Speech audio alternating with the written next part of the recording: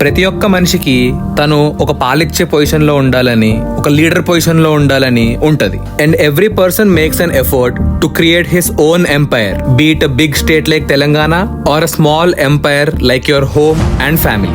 కానీ ఒక మంచి లీడర్ అవ్వాలన్నా లేదా ఒక ఎంపైర్ ని పాలించాలన్నా అసలు ఫస్ట్ అంటే ఏంటో తెలియాలి కదా.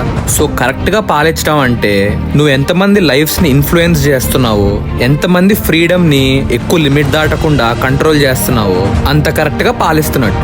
So the real form of polity is one's influence over another's life. కానీ నువ్వు ఒక హెడ్ పొజిషన్ లో, ఒక పాలించే పొజిషన్ లో ఉన్నప్పుడు నువ్వు అధర్మం ఇంకా క్రూయాలిటీతో ఈ ప్రాసెస్ ని కంటిన్యూ చేస్తే నీ చేతిలో పవర్ ఉంది కాబట్టి నీకు నువ్వు పవర్ఫుల్ అండ్ ఇన్ఫ్లుయెన్షియల్ అనిపించచ్చు.